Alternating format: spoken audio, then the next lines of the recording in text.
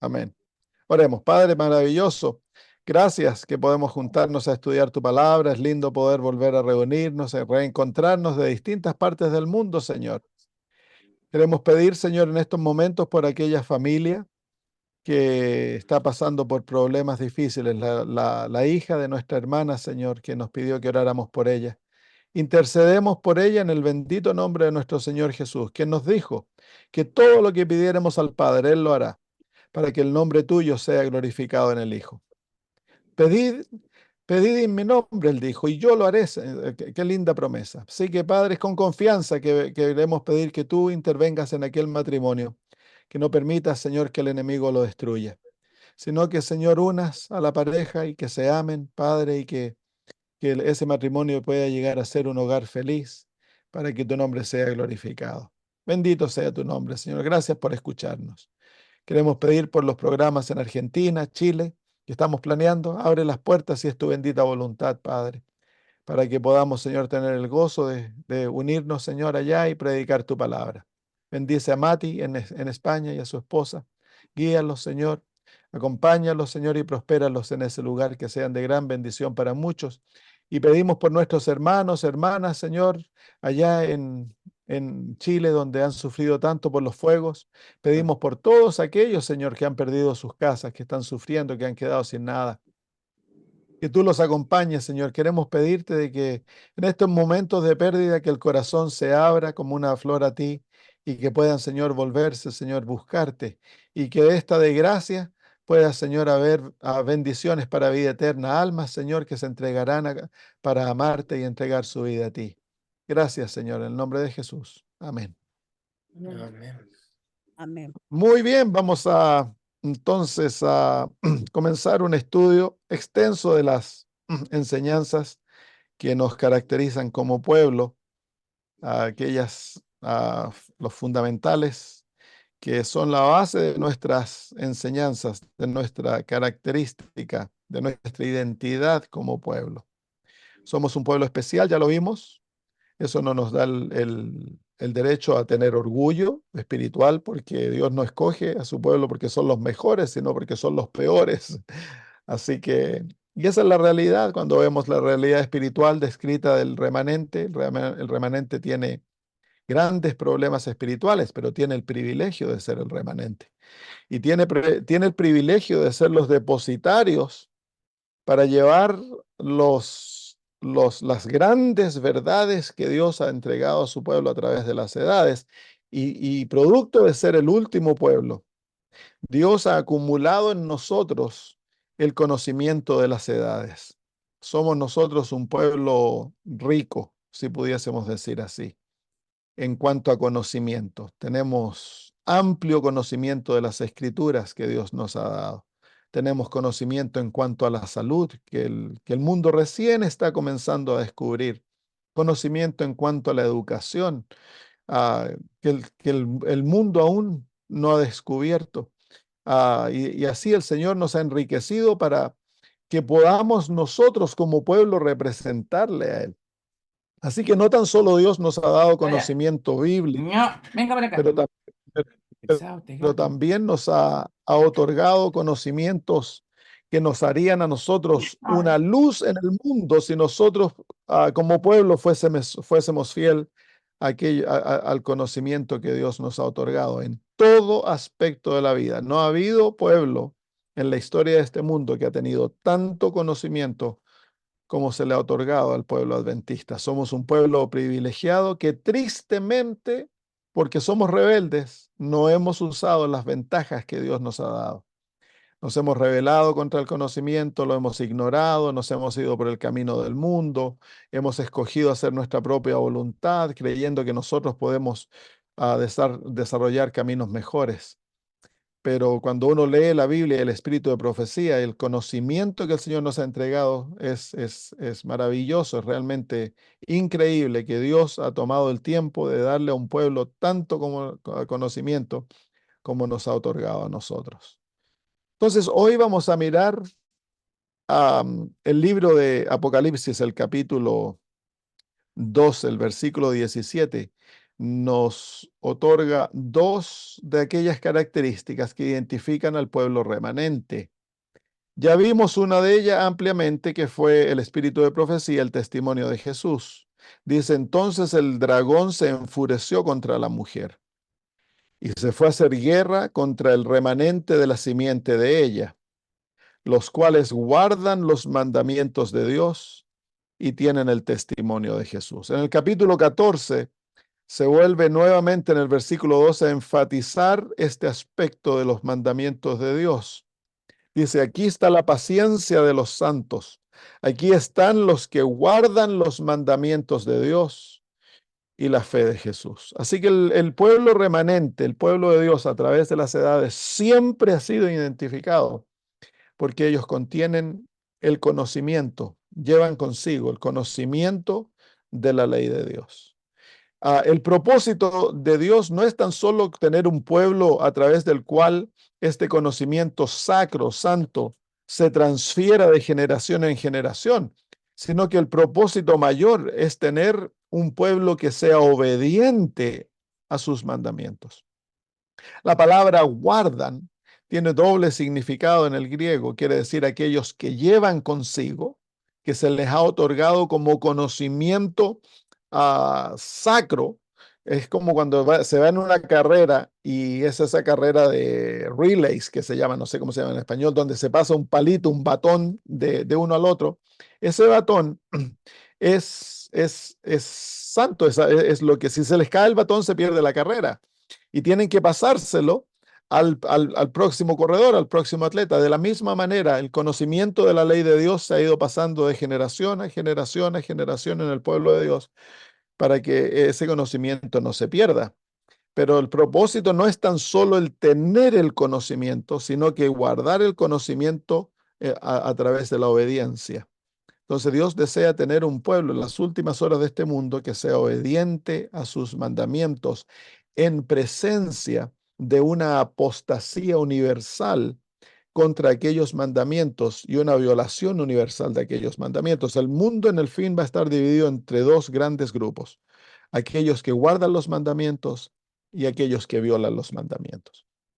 Entonces, el pueblo remanente es identificado porque posee el conocimiento de la ley de Dios y son obedientes a aquel conocimiento. Entonces, no es coincidencia de que la iglesia adventista, uno de sus énfasis es la lealtad a la ley de Dios.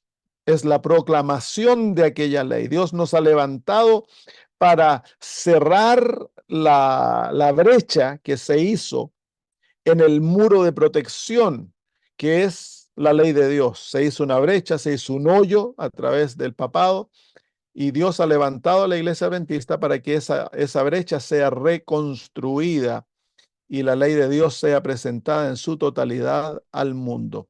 El objetivo del plan de la redención, el objetivo supremo del plan de la redención es llevar a la raza humana de vuelta a la lealtad a Dios. Y esa lealtad ha de expresarse en una obediencia de amor a sus mandamientos. Ese es el objetivo principal del plan de la redención en relación con la raza humana.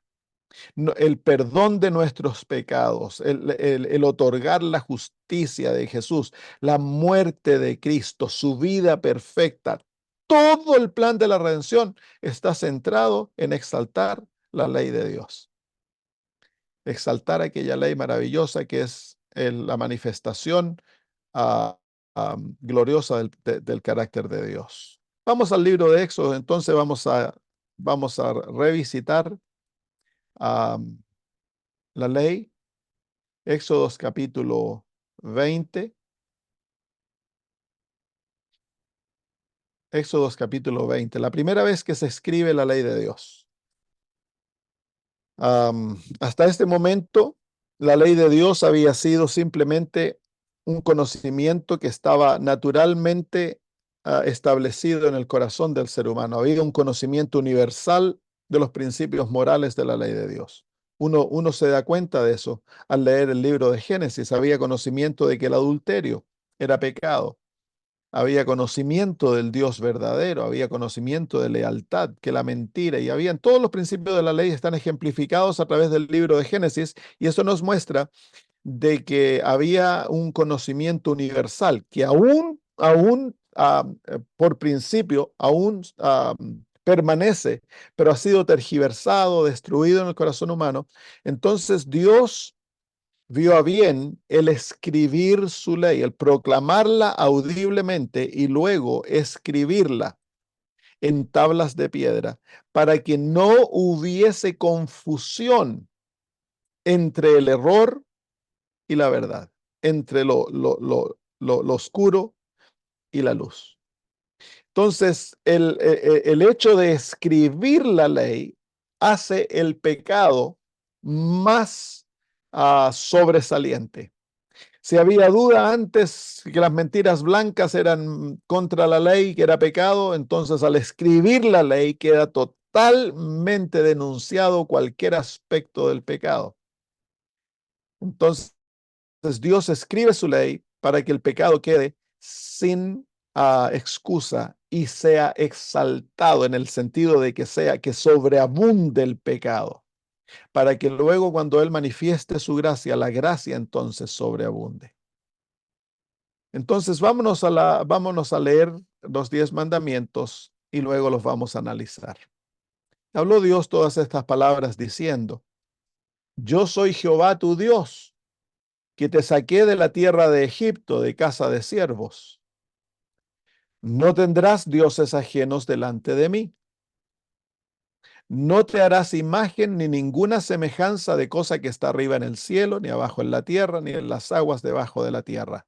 No te inclinarás a ellas ni las honrarás, porque yo, Jehová tu Dios, soy celoso, que visita la maldad de los padres sobre los hijos hasta la tercera y cuarta generación de los que me aborrecen, y que hago misericordia a millares de los que me aman y guardan mis mandamientos.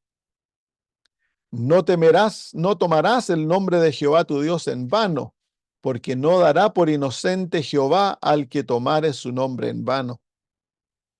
Acuérdate del día de sábado para santificarlo. 6 días trabajarás y harás todas tus obras, pero el séptimo día es el sábado de Jehová tu Dios. No harás en él obra alguna, tú, ni tu hijo, ni tu hija, ni tu siervo, ni tu sierva, ni tu ganado, ni tu extranjero que está dentro de tus puertas. Porque en 6 días hizo Jehová el cielo y la tierra, el mar y todas las cosas que en ellos hay, y reposó en el séptimo día. Por tanto, Jehová bendijo el día de sábado y lo santificó. Honra a tu padre y a tu madre para que tus días se alarguen en la tierra que Jehová tu Dios te da. No matarás, no cometerás adulterio, no hurtarás, no hablarás falso testimonio contra tu prójimo, no codiciarás la casa de tu prójimo, no codiciarás la esposa de tu prójimo, ni su siervo, ni su criada, ni su buey, ni su asno, ni cosa alguna de tu prójimo. Las 10 palabras son llamadas en el contexto judío. Dios aquí proclama la constitución del universo. El carácter de la ley se nos manifiesta en alguno de estos mandamientos. En el segundo mandamiento se manifiesta el carácter de la ley. Dice el versículo 5, no te inclinarás a ellas ni las honrarás, porque yo soy Jehová tu Dios celoso. Entonces Dios nos da su ley porque Él es celoso. Pero el celo de Dios es el resultado de un amor profundo, no es el resultado de un egoísmo en el caso nuestro. El celo de Dios es el resultado de un amor inquebrantable hacia nosotros y que lo lleva a dolerse cuando nosotros violamos sus mandamientos. Entonces, aquí nos muestra la naturaleza de la ley, que la ley es el producto del amor profundo de Dios hacia su pueblo, con el deseo de protegernos y que no abandonemos sus caminos. Y luego nos muestra que la razón para la cual que el cielo acepta para guardar la ley es el amor. Dice, yo soy Jehová, tu Dios celoso. Eso nos muestra la naturaleza de la ley, que es una ley de amor, que visito la maldad de los padres sobre los hijos hasta la tercera y la cuarta generación de los que me aborrecen, y hago misericordia a millares de los que me aman y guardan mis mandamientos. Jesús se refirió a ese principio cuando él dijo, si me amáis, guardad mis mandamientos. Ese es un principio que viene del segundo mandamiento de la ley de Dios, que establece, uno, que la ley por naturaleza es amor y que la única razón por que Dios acepta de obediencia es una obediencia de amor a Dios. Entonces eso establece lo que el Nuevo Testamento aclara tan profundamente, que la ley, que la naturaleza de la ley es amor. Y que en aquel amor se establecen dos principios que son parte de la naturaleza de Dios y son parte de la naturaleza de su ley. Uno, miren, ahí en el segundo mandamiento se establecen estos dos principios. Se establece el principio del amor como siendo el fundamento de la ley. Y luego dice el versículo 5 nuevamente, no te inclinarás a ellas ni las honrarás, porque yo, Jehová, tu Dios, soy Dios celoso, que visito la maldad de los padres sobre los hijos hasta la tercera y la cuarta generación. Aquí se muestra la naturaleza de la ley que por lo general nosotros asociamos con la ley, que es la justicia. La justicia es lo que nosotros por lo general asociamos con la ley. Nosotros no tendemos a asociar a la ley con el amor, pero la naturaleza de la ley es amor. El Señor Jesús lo expande, el apóstol Pablo lo dice en Romanos 13, cuando él dice que el cumplimiento de la ley es el amor, porque todos los mandamientos se resumen en esta palabra, dice, amarás a tu prójimo como a ti mismo. Por lo tanto, el que ama, dice, no le hace daño a su prójimo. Por lo tanto, el amor es el cumplimiento de la ley. Entonces, el apóstol Pablo simplemente está expandiendo lo que está escrito en la ley. La ley nos dice que ese es el principio. Dios es celoso porque Él nos ama. Y nos ha dado una ley que expresa su amor. La naturaleza de la ley es el amor. Y la única manera de guardar aquella ley es a través del amor. Entonces, una relación legalista con la ley no es suficiente para cumplir las demandas de la ley. Para que la ley sea cumplida, tiene que ser observada por el amor. Hemos de amar a Dios con todo nuestro corazón, toda nuestra mente y a nuestro prójimo como a nosotros mismos. Entonces se cumple la ley. Y luego, asociado a aquel principio maravilloso del amor, vienen dos frutos de aquel principio, que uno es la justicia, que al que transgrede la ley merece castigo, la muerte. Dice que Dios no tendrá por inocente al que toma su nombre en vano. Eso es justicia. Entonces, en un aspecto del amor de Dios, la ley nos muestra que Dios es justicia, que Dios no ignora el pecado, Dios no cierra los ojos al pecado, que todo pecado requiere castigo. Y en el otro lado, miren lo que dice, versículo 6, y hago misericordia a millares de los que me aman y guardan mis mandamientos. Así que ahí se encuentra misericordia. El otro aspecto del carácter maravilloso de Dios, que a nosotros nos parece tan contradictorio. Nosotros somos justicieros o misericordiosos. Tendemos a no tener un balance, pero en el carácter de Dios se encuentra ese balance maravilloso, que el amor de Dios es el fundamento tanto para la justicia divina como para la misericordia divina. Y ambos principios están manifestados en la ley de Dios. Así que es la ley de Dios que provee para la justicia de Dios. Y es la ley de Dios que provee para la misericordia de Dios. Increíble, nosotros no asociamos ley con misericordia. La ley no te puede salvar porque una vez que la violas, la justicia cae sobre ti. Pero aquella ley nos habla de que Dios es misericordioso y que Él puede manifestar misericordia incluso a aquel que viola su ley.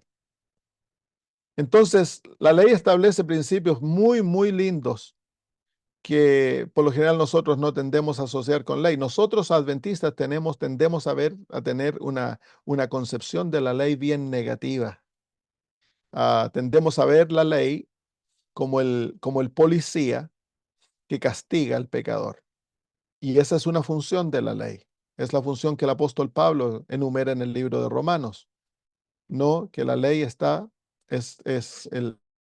se llama? Nos maldice, nos condena. Y es verdad, eso es cuando estamos en pecado.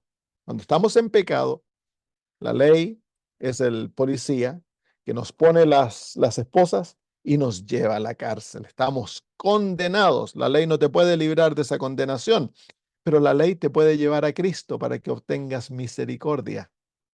Entonces, una vez que hemos sido convertidos y el corazón está correctamente con Dios y la ley está establecida en nuestro corazón y nuestra mente, la ley cambia su papel. La ley ya no te maldice, ahora la ley te bendice. Y la ley llega a ser una gloriosa bendición y una manifestación de nuestro amor a Dios y de su amor hacia nosotros. Entonces, nosotros adventistas tendemos a relacionarnos con la ley de una manera bien legalista. Pero el apóstol, por ejemplo, el David escribe en los Salmos: oh, cómo amo tu ley. Es más dulce que la miel. Es más maravillosa que el oro o la plata, dice. Vale más que el oro o la plata. Yo nunca he escuchado a un adventista diciendo cuánto amo tu ley. Que tendemos a relacionarnos con la ley de una manera bien negativa, pero la ley debemos de recordarnos que así como Cristo es una manifestación de Dios, la ley es una revelación divina. Que entre la ley y Cristo no hay contradicción. Así que estos principios y el 10º mandamiento nos habla que la ley no tan solo está interesada en gobernar la vida externa, sino que la ley está mucho más interesada en controlar la vida interna. Es por eso que el 7º mandamiento, el 10º mandamiento nos habla de la codicia. La codicia. En el versículo 17 dice: no codiciarás la casa de tu prójimo. Ese mandamiento muestra que el pecado comienza en la mente. Por lo tanto, el adulterio comienza en el corazón. El 6º mandamiento, la violación de la vida, el matar, comienza con los sentimientos que tenemos escondidos dentro. Y es ahí entonces donde Jesús, en el Sermón del Monte, nos habla de la profundidad de la ley de Dios. Nos dice, vamos al libro de Mateo, Mateo capítulo 5.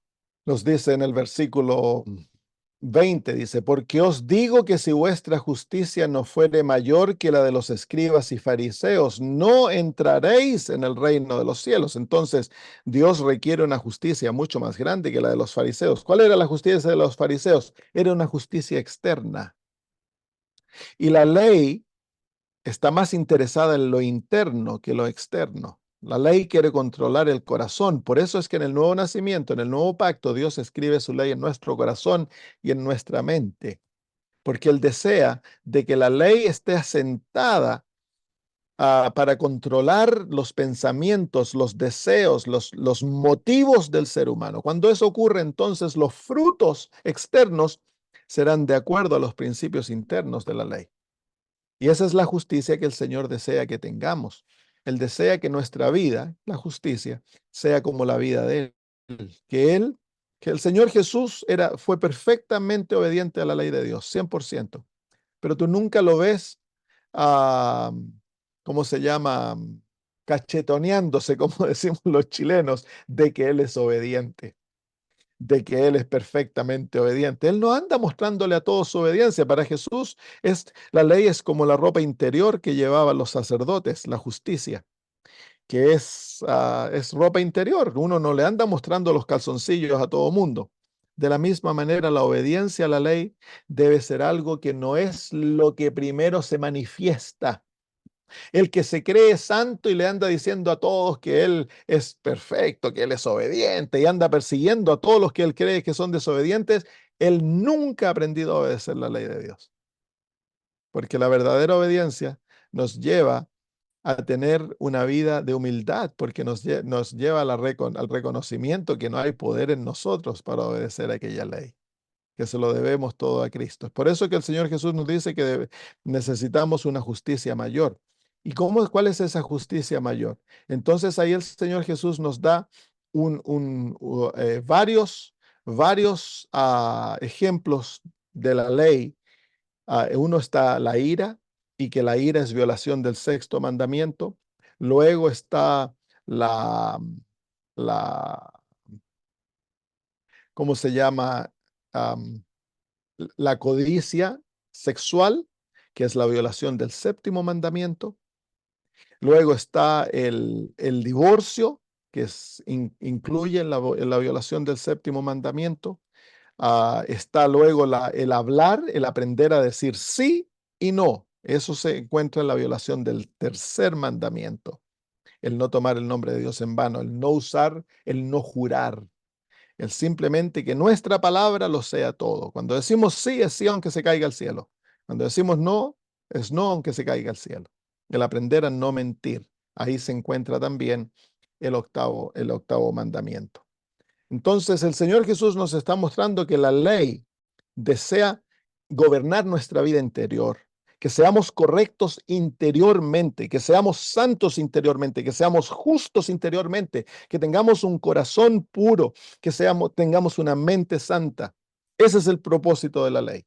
Y cuando la mente, el corazón, los sentimientos, las intenciones han sido transformados por la presencia de la ley de Dios en el corazón, entonces la vida externa se manifestará de acuerdo a la vida interna. Y eso es el principio del décimo mandamiento. El décimo mandamiento nos muestra que el pecado comienza en la vida interna, comienza en los pensamientos, en los deseos. Entonces, no es suficiente el tener una vida aparentemente de obediencia, porque si somos como los fariseos, vamos a ser como tazas blanqueadas por fuera. Oh, están limpiecitas, pero por dentro yo me acuerdo en Chile que la gente tomaba té y te servían una tacita de té, se acababa el té y adentro la taza estaba toda manchada, ¿cierto? Porque la teína manchaba la taza, pero por fuera, oh, la porcelana se veía re bonita. Entonces ellos nunca se dedicaban, realmente le echaban un poquito de agua, tiraban el agua y ya parecía que estaba lavada, pero la teína va marcando el interior de la taza. Lo mismo eran los fariseos. Los fariseos se preocupaban de vestirse de acuerdo a la ley, de comer de acuerdo a la ley, de pagar los diezmos de acuerdo a la ley, pero la justicia, la misericordia, la paciencia, el amor, la benignidad, esas cosas no existían en el interior. Entonces ellos por fuera parecían ser hijos de Dios, pero por dentro eran hijos de Satanás. La ley de Dios nunca había gobernado su mente y su corazón. Entonces, y ese principio se encuentra en un estudio detenido de los 10 mandamientos. Lo que el Señor Jesús está haciendo, Él está extrapolando de los 10 mandamientos los principios que se encuentran ahí y explicándolos para que nosotros podamos verlos. Pero si tan solo tuviésemos los 10 mandamientos escritos y eso fuese todo lo que tuviésemos, aún podríamos nosotros concluir estas cosas directamente de la ley de Dios, porque ahí se encuentra por principio. Muy bien, vámonos de vuelta a Éxodo capítulo 20. Fíjense la introducción a la ley de Dios. Habló Dios todas estas palabras diciendo, Dios es el gran dador de la ley. La ley proviene de Dios, no del hombre. Habló Dios diciendo todas estas cosas. Dios es la fuente de la moralidad. En Dios se define lo que es bueno y lo que es malo. Ningún ser humano tiene el derecho de definir aquello que es bueno y aquello que es malo. Dios es el que define lo bueno y lo malo. Y lo define en 10 mandamientos. En aquellos 10 mandamientos se encuentra la divina definición de aquello que es bueno y aquello que es malo. Y Él tan solo tiene el poder para hacer aquello. Ningún ser humano entonces tiene el poder para levantarse y decir, esto es bueno, esto es malo, en contra de la palabra de Dios. Porque Dios es el dador de la ley. En Él se encuentra el origen de la moralidad. Y es por eso que en todo ser humano, alrededor del mundo, en todas las culturas, hay un fundamento moral que ha sorprendido a los ateos. Los ateos niegan a Dios y por lo tanto ellos no tienen explicación de la moralidad. ¿De dónde viene que hay un sentido universal que el robar es malo? Si no hay Dios, ¿de dónde nació eso? ¿Por qué es que en toda cultura, a no ser que la cultura se haya degenerado demasiado, siempre hay el sentido de matar es malo, el sentido de que adulterar es malo? ¿Por qué? Porque Dios lo escribió en el corazón del ser humano. La ley estaba escrita en Adán y Eva en el corazón. Y esa ley natural, que era reflexión de la ley de Dios, ha sido traspasada de generación en generación. Es parte de la imagen de Dios que aún permanece en nosotros. Y hoy día hay una lucha tremenda de destruir eso en los jóvenes. Y hay ¿cómo se llama? La generación, las últimas dos generaciones, los mileniales y la generación Z, que se llama. Ellos entonces creen de que la moralidad es el resultado de lo que tú deseas. Y que entonces grupos pueden juntarse y ellos pueden definir lo que es bueno y lo que es malo. No importa que a otros grupos no les parezca. Entonces ellos pueden definir si el adulterio es bueno. Entonces ellos van a vivir en un contexto de adulterio y nadie se va a quejar. Pero esos experimentos se han hecho antes, ¿saben ustedes? Durante la época de los hippies. Se vivía en en los lugares donde ellos vivían y había total libertinaje, pero al fin de todas las cosas, a los que participaban en aquellas cosas, a pesar de que ellos de aquí lo creían, pero había algo en el ser de ellos que aún les continuaba diciendo que estaba malo y no eran felices. Entonces hay una moralidad intrínseca. ¿Por qué? Porque Dios es el dador de los valores morales. Provienen de Él, porque Él es el gran juez. Y es tan solo la creación inteligente, tú y yo, la creación que llevamos la imagen de Dios, que Dios nos ha dado principios morales para regirnos. Los animales no tienen principios morales, a pesar de que hay pajaritos que se unen y viven para siempre juntos. Pero eso es ¿cómo se llama? Por principios que Dios ha establecido en ellos. Ellos no son regidos por ley, por la ley de Dios, la ley moral de Dios. Entonces, al ser hechos libres, al ser dados nosotros la libertad de escoger, Dios nos ha puesto bajo ley.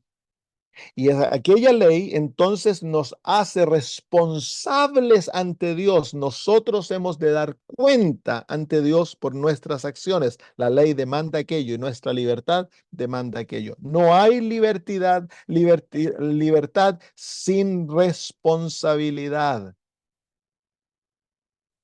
Al ser libres, hemos de ser responsables. Ahora, los ateos muchas veces son ateos porque ellos no desean ser responsables ante Dios.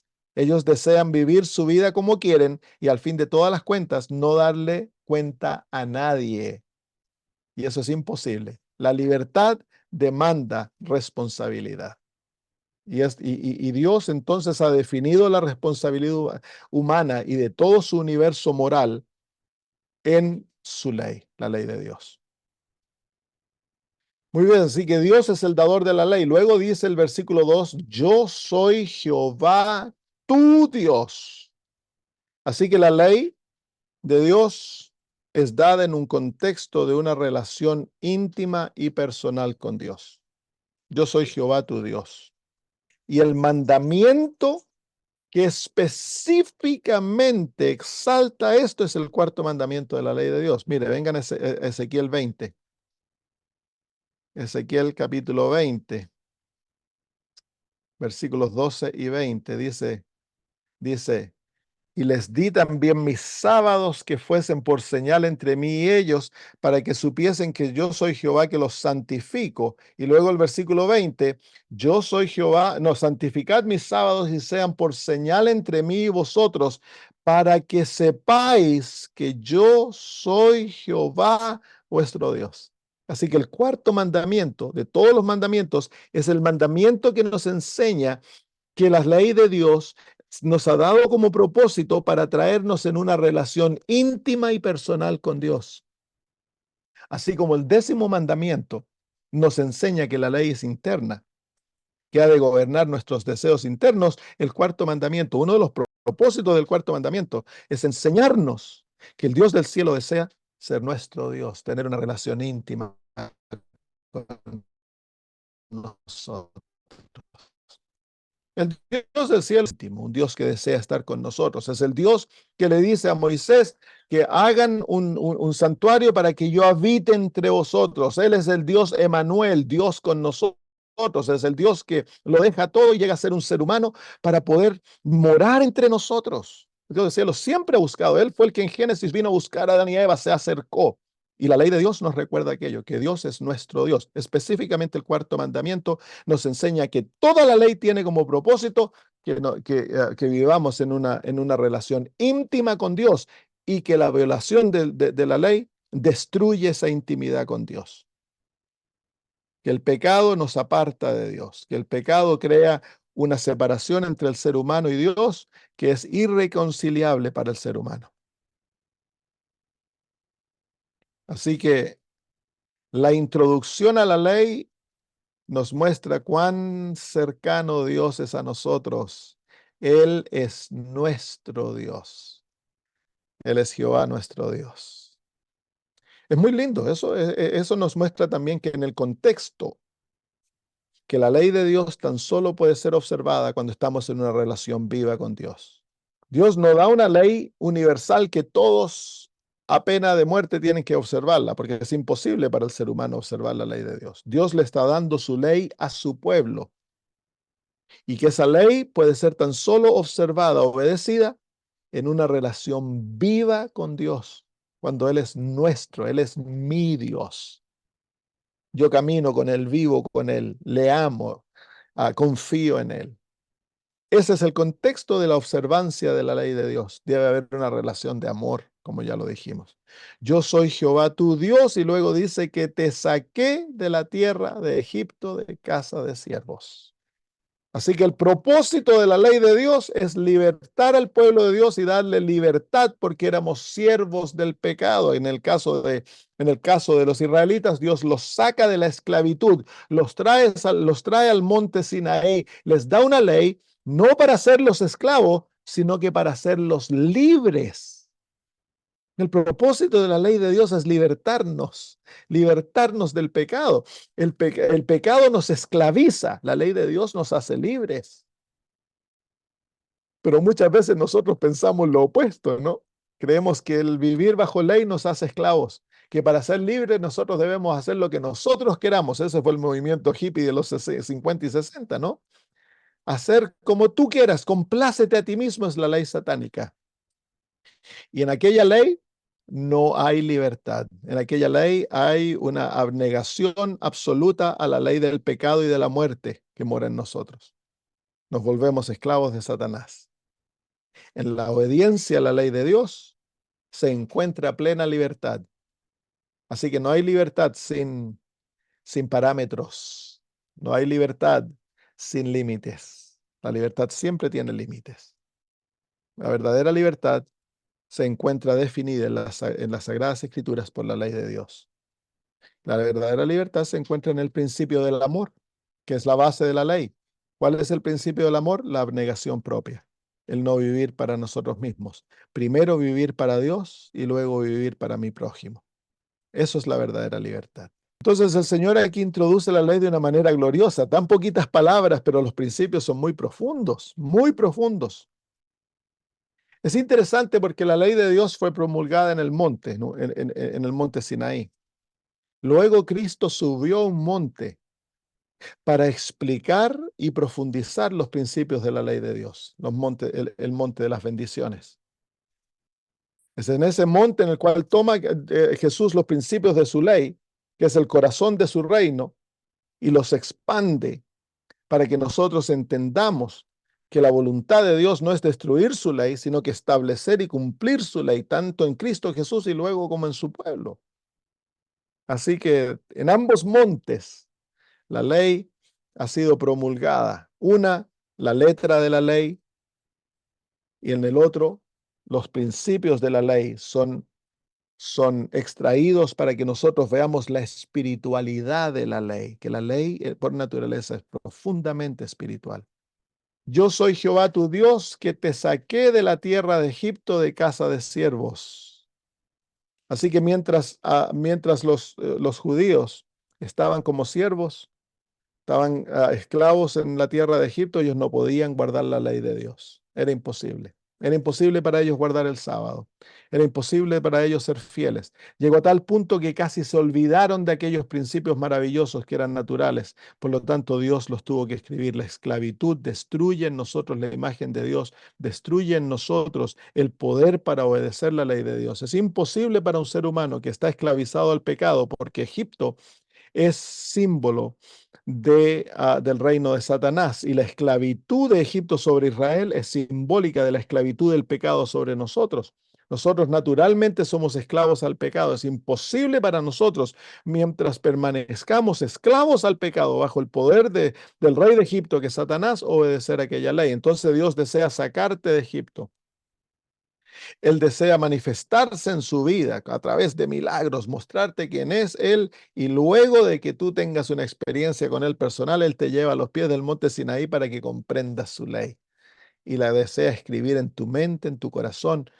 Porque una vez que has sido convertido, una vez que has caído a los pies de Jesús, el Señor Jesús te ha cubierto y llenado de su justicia. El Espíritu Santo viene a morar en ti y Él escribe los principios de la ley en tu mente y en tu corazón. Entonces ahora, por la gracia de Dios y el poder de Cristo, es posible para ti vivir la ley de Dios, obedecerla.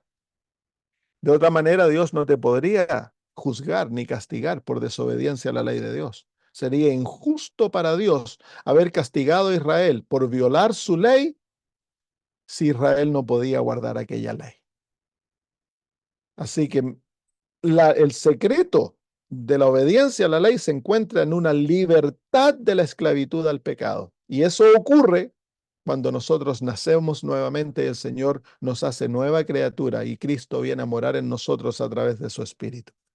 En esa experiencia, Dios nos da el poder absoluto que necesitamos para vivir una vida de obediencia en Cristo Jesús. Y esa obediencia es lo que caracteriza que hemos nacido nuevamente. Si no hay obediencia, muestra que no hemos nacido nuevamente, que no nos hemos sometido totalmente al control de Dios. Tristemente, el mundo cristiano ha rechazado el conocimiento de la ley de Dios y en eso han quedado en oscuridad. Ahora todo lo que ellos hablan del evangelio es el perdón, el perdón, el perdón, el perdón. Y el perdón es maravilloso, pero el perdón no es el objetivo del plan de la redención. El perdón, la justificación, la santificación no son el objetivo último del plan de la redención. Son pasos del plan de la redención para llevar al pueblo de Dios a una completa lealtad a aquella ley que ha sido quebrada. Porque el problema del pecado es la violación de la ley de Dios. Si Dios no arregla ese problema, no sana la rebelión que hay en mi corazón contra su ley, entonces Dios no saca nada con seguirme perdonando, perdonando, perdonando. El momento que Él me ponga en el cielo, si mi naturaleza no ha sido transformada, yo voy a volver a pecar, porque es natural en mí pecar y violar su ley. Entonces aquí se muestra de que el objetivo principal del plan de la redención, como ya lo dijimos al principio, es lealtad a la ley de Dios, que se manifieste en un amor profundo por Dios, un amor total hacia Él. Ok, y habló hoy Dios todas estas palabras diciendo: yo soy Jehová tu Dios, que te saqué de la tierra de Egipto, de casa de siervos. Entonces, una vez que ya has sido sacado de la tierra de Egipto, de la tierra donde Satanás controla y de la servitud, de la esclavitud al pecado, entonces ahora Dios da la ley. Aquí es algo muy importante, porque a veces nosotros tratamos de convencer a la gente que obedezcan la ley de Dios cuando están en rebelión. Les hablamos del sábado, les decimos que dejen de hacer esto malo, lo otro malo. Es que no hay poder en ellos para hacerlo. Entonces el santuario nos muestra el verdadero camino. Para que el ser humano sea obediente a la ley de Dios, ellos tienen que enamorarse de Cristo, el velo, y a través de Cristo entrar al patio y ahí encontrarse con Cristo crucificado. Al encontrarse con Cristo crucificado, el pecador ha de confesar sus pecados, arrepentirse y recibir el sacrificio de Cristo en sí y morir con Cristo, luego de ser bautizado en el lavacro y ser lleno del Espíritu Santo. Cuando es lleno del Espíritu Santo, él entra en una vida de relación con Cristo, el lugar santo, y en aquella vida de relación con Jesús, del estudio de su palabra, de la oración, de la intercesión, de la testificación, simbolizado por los tres aspectos del lugar santo, ahí entonces él es capacitado para obedecer aquella ley maravillosa de Dios. Entonces, la ley de Dios siempre está relacionada a una vida de relación íntima con Dios. Yo soy Jehová, tu Dios, que te saqué de la tierra de Egipto, de la casa de esclavitud. Y en eso entonces ahora Dios nos da los principios de su ley y en ese orden se encuentra la verdadera razón a través de la cual nosotros podemos observar aquellos mandamientos maravillosos que son el fundamento del reino de Dios. Muy bien, lo vamos a dejar ahí. Lo estudiamos los 10 mandamientos. Comenzamos con ellos la próxima semana. Vamos a tratar de estudiarlos lo más profundamente posible para que salgamos de el aspecto superficial que tendemos a entender los mandamientos y del constante argumentación. Hemos de guardar los mandamientos, no hemos de guardarlos, fueron clavados en la cruz, no fueron clavados, porque eso es lo que por lo general tendemos nosotros adventistas a desarrollarnos en cuanto a los 10 mandamientos. Pero hay un mar sin fin en cuanto a la hermosura de esta ley que hemos de indagar, investigar y aplicarla y verla y vivirla para tener verdadera libertad en Cristo Jesús. Muy bien. ¿Alguna pregunta, hermanos? No hay preguntas, están todos calladitos hoy. Hola, buenas noches, pastor. Yo le doy la manito. No sé si se hizo notar. Hola, hermana. Buenas noches de Bien, acá, ¿cómo está? Estados Unidos. Buenas tardes allá. Buenos días, porque está ¿Sí? de día. Ok. Bueno, pastor, una preguntita. He tenido la mala pata que personas cerca de mí de sangre me dicen, mira, la Biblia es un libro antiguo, fue para aquellos tiempos y se cumplió en aquellos tiempos.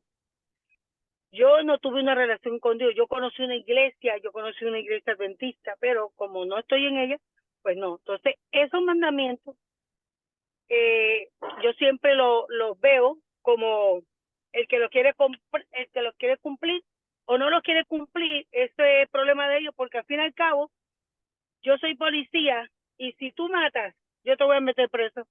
Si tú robas, tú vas a matar. Entonces yo le fundí, mentalmente le digo, ¿y tú crees que de dónde sacaron la ley del hombre?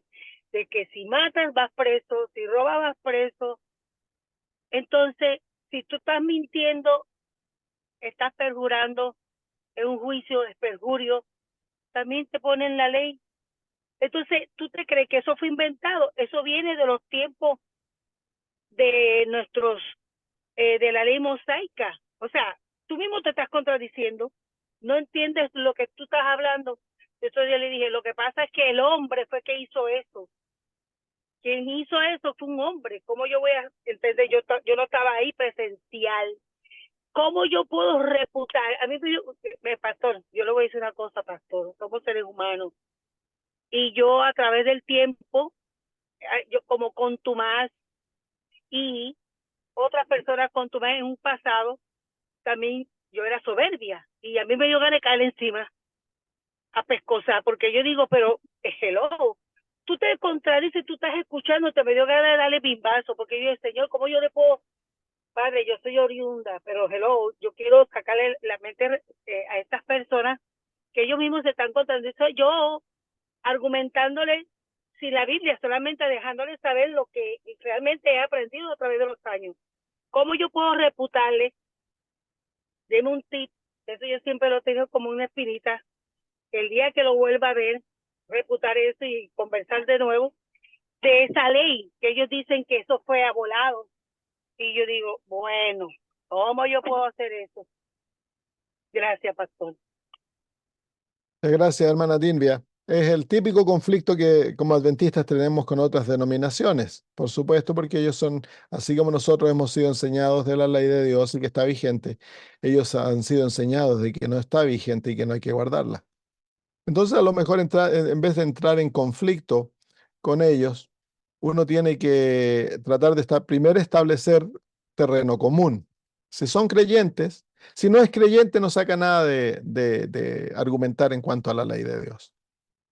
Si es creyente, entonces antes de entrar en el conflicto con la ley de Dios, hay que establecer terreno común, que ellos vean de que nosotros amamos a Jesús, tanto como ellos, que no confiamos en nuestras obras ni en nuestra obediencia para nuestra salvación, y que no creemos que por obediencia nos estamos ganando la salvación. Entonces, una vez que se establecen esos terrenos comunes y ellos ven que nosotros somos verdaderos cristianos, que nos encanta orar, que amamos a Dios de todo corazón, que somos bondadosos, caritativos, pacientes, que nuestro gran deseo es ser como Jesús, entonces cuando sale el asunto de la ley, hay que escucharlos y luego hay que hacerles preguntas. Entonces tú dices, cuando tú le dices, así que cuando tú me dices que la ley fue caduca, que fue clavada en la cruz, ¿eso quiere decir que yo ahora puedo cometer adulterio? Y ellos le van a decir inmediatamente, no. Entonces, ¿qué puedo hacer yo? ¿Puedo robar? ¿Puedo matar? ¿Puedo mentir? ¿Puedo codiciar? ¿Puedo entonces ahora desobedecer a mis papás? ¿Puedo tener otros dioses? Para todas esas cosas ellos le van a decir que no. Y entonces, ¿cuál es el problema? Pues, ¿cuál es el problema? ¿Por qué me dices que la ley fue clavada en la cruz y sin embargo tú me estás diciendo que yo tengo que obedecer todos estos mandamientos, que si los desobedezco realmente no soy cristiano? Porque esa es la verdad. Toda iglesia no aceptan a los adúlteros. ¿Por qué? Porque es violación de la ley. No aceptan a los ladrones, porque es violación de la ley. Si usted es cristiano y le roba a la iglesia, lo van a echar de la iglesia. ¿Por qué? Porque es malo, pues. ¿Y por qué es malo? Pues porque es la ley. Entonces lo vas a guiar y tú vas a llegar al punto que te vas a dar cuenta que, la única razón por la cual ellos enseñan que la ley fue clavada en la cruz es por el sábado. Entonces ahí tú le preguntas, entonces hemos de guardar el sábado. Y ellos te van a decir, no. Entonces tú ahí le puedes decir, bueno, te estás contradiciendo. Te estás contradiciendo. Entonces, en vez de tratar de atacar, hay que hacer preguntas para llevarlos a una esquina. Y en la esquina, entonces ahí tú le muestras que se están realmente contradiciendo a sí mismos. Tristemente sí, que en esta argumentación de defender que la ley está válida, nosotros hemos perdido la oportunidad que Dios nos ha dado de ver las maravillas y la hermosura de su ley. Y nos hemos quedado en un conocimiento medio superficial de la ley de Dios. Yo pienso que ya debemos dejar eso hoy. Claro, siempre nos vamos a encontrar con hermanos pentecostales, evangélicos, protestantes. Y ya los argumentos tenemos que tenerlos bien, como se llama, limados y puliditos para saber cómo responderles. Pero no hemos de quedarnos tan solo ahí. Hemos de ir más profundamente al entendimiento, conocimiento de que el Señor desea que tengamos de su ley. Pastor, pero me queda todavía eso en el tintero. Cuando le dejan saber que ya esta ley fue escrita por un hombre y esta ley ya pasó, no es obligatorio. Entonces, ahí el reputar lo que ellos dicen y se contradicen. Bueno, es ¿Cómo que yo he hágale de la pregunta, contestarle? muéstrame dónde dice que la ley no debemos guardarla más. Exactamente. Hernán, Entonces, esa es una parte. Y la otra parte es como fue en la antigüedad, como fue hecha en lo antiguo. Y porque ellos entienden por películas. Yo sé que todo esto es porque la gente ve películas y Hollywood los tiene tan saturados, el diablo los tiene tan agarrados por el pescuezo y ya lo que hace es que los confunde más al ser humano, ¿verdad? Porque los tiene agarrados por el pescuezo Hollywood. Entonces Netflix y toda esta porquería que tiene, ¿verdad? Amazon. Entonces, todas estas porquerías que usan. Stop. Entonces yo les digo, eso es lo que es la gente, ¿no? Confundir entre las películas y las cosas que deben de ser. Y ellos no entienden que como fue, y la película ven que Dios se las escribió, pero él las rompió y ahora él las escribió con el dedo, Moisés. claro. Claro, es decir, lo que usted está diciendo, los argumentos que estás usando es bueno, pero asegúrate de establecer, si ellos son espirituales, si no son espirituales, no gastes ni siquiera el tiempo de discutir de la ley. No es necesario porque nunca te van a entender, no tienen el deseo de entenderte, ellos están contentos, son como chanchitos en el barro, viviendo en su pecado felices. No sacas nada con tratar de convencerlos de la ley. ¿Ok, Está muy Hernán? bien. Muchas gracias. Entonces, es como Pablo dice, sacudo los pies y prosigo mi camino para no Claro, discutir. mira, el Señor Jesús dice, no le des las perlas a los cerdos. Y esa es la realidad. No trates de convencer a aquel que no tiene interés espiritual, no pases el tiempo tratando de darle porque le estás tirando perlitas a los cerdos. Hernán. Muchas gracias, pastor. Muchas gracias. Sí, pastor, si no entendí mal, a la hermana le argumentan que Moisés escribió la ley y no fue Moisés, fue Dios. Directamente Dios quien escribió la ley, así que ahí en más, no hay Claro, nada más que discutir. No claro. fue Moisés. Y fue Eso por fue un lado. escrita en piedra para simbolizar la realidad que esta ley no envejece, no deja de ser. Por eso fue escrita en piedras. Claro, y es eterna, aparte, dice su palabra. Eh, Vuelvo al tema de la Trinidad que fue la semana pasada, pastor, porque justamente en esta semana hubo debate sobre eso en un montón de redes ahí, y sobre todo una línea adventista antitrinitaria. Y el tema es Ya, que ellos argumentan lo siguiente, que todos los escritos de Elena de White donde mencionan que Dios Padre, Hijo y Espíritu Santo fueron cambiados después que ella falleció, después que ella murió. Que los no, originales nunca no es dijo eso verdad. Elena de White. Eso no es verdad. Yo busqué las citas donde ella habla de las tres personas, todas esas citas que ella usa, que son varias, y Sí, el todas deseo de se la cruz. encuentran en los originales, todos se encuentran en los originales, todas se encuentran ya sea escritas por su propio puño o en páginas donde se fueron escritas por sus secretarios y luego a él le pasaron las páginas y se ve donde ella hizo correcciones y todo. Así que yo he discutido con eso ellos y una vez les mostré los originales y no tienen argumento, porque uno, mira, los argumentos que usan esto. Cuando tú les muestras textos bíblicos que aprueban y hablan de la Trinidad, ellos te dicen, es que esos textos fueron cambiados, fueron puestos después. Bien. Cuando les muestras citas del Espíritu de Profecía, te usan exactamente lo mismo, fueron cambiados, fueron añadidos después. Mentiras. Ellos lo usan ese argumento porque no pueden escaparse de la realidad que el Espíritu de Profecía no apoya su posición. ¿Y cómo conseguir los originales, pastor? Escribe al Centro White y pídele si por favor te pueden enviar una copia de los originales de las citas donde ella se refiere a todas esas citas de los tres grandes personajes del cielo, todas aquellas citas trinitarias que usamos y que de ellos te envíen la copia y te la envían. Ah, bárbaro. Bueno, van a decir que están adulteradas. Eso es el problema, que tú les muestras y salen con otro argumento, porque ellos en su mente ya se sentaron que su posición es la verdadera. Por eso yo no discuto con antitrinitarios, porque no sacas nada, están totalmente enceguecidos, han negado el Espíritu Santo, quedan totalmente ciegos. A cualquier evidencia que le presentes, ellos te la niegan. Entonces están ciegos porque han negado al Espíritu Santo. Entonces yo no discuto con ellos. Yo enseño la verdad, la posición bíblica del Espíritu de profecía. El que la toma, pero yo no discuto con antitrinitarios porque no tienen interés en escucharlo. No, yo muestro la evidencia, sí, tiene razón, yo muestro la evidencia y después lo que sí discuto con ellos es que no se hagan llamar adventistas del séptimo día, porque si no aceptan la Claro, doctrina donde dice que la Trinidad es una de ellas, no se hagan llamar adventistas del séptimo día para lograr claro, más adeptos a su causa y claro, más publicidad a su causa. Digan que son de otra claro. denominación, que no mientan. No, y la gran mayoría de ellos ya han llegado al punto que llaman a la iglesia adventista de Babilonia. Así que ya se han salido de la iglesia, así que realmente siguen una posición engañosa Sí. porque se hacen pasar por adventistas. Muchos de ellos no creen en el espíritu de profecía, han negado el espíritu de profecía porque los niega su creencia.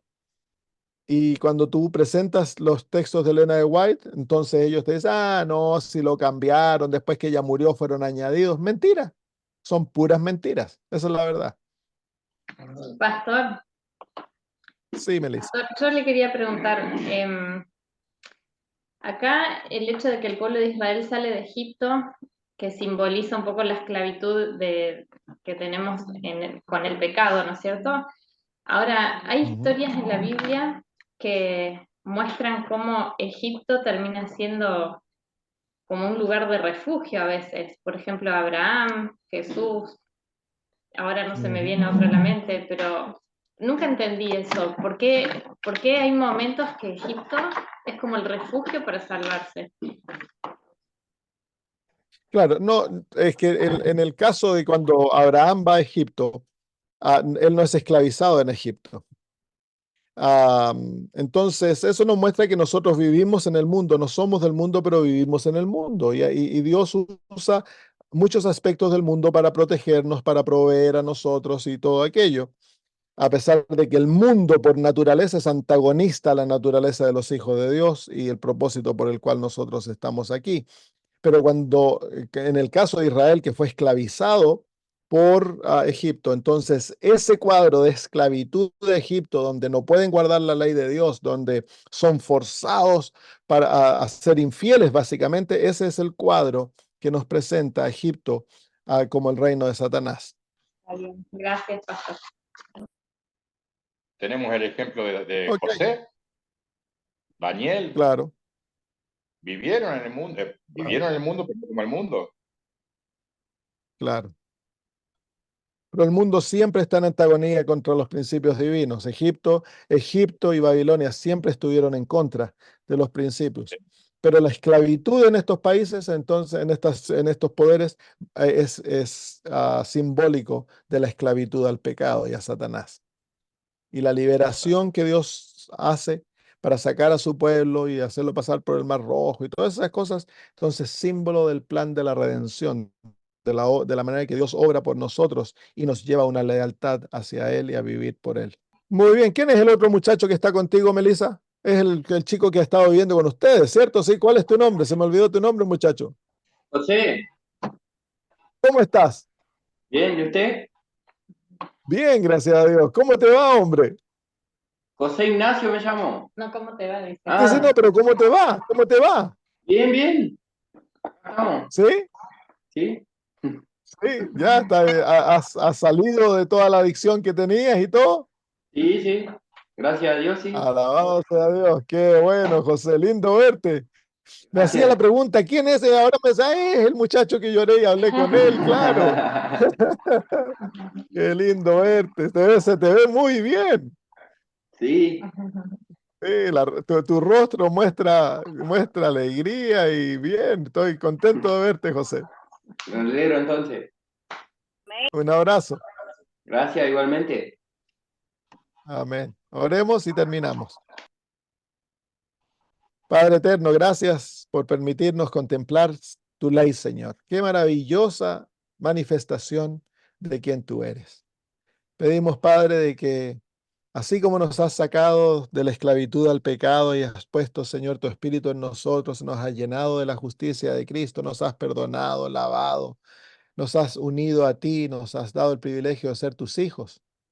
Que ahora, Señor, en Cristo, tu Espíritu nos dé el poder diariamente para vivir por amor en obediencia a tu ley, Señor. Que no excusemos ni una violación de aquellos mandamientos, Señor, sino que nuestra vida interior se deleite en vivir de acuerdo a tu voluntad, Padre. Escribe aquella ley en nuestra mente, en nuestro corazón, y haz que llegue a ser el deleite de nuestra alma, Señor.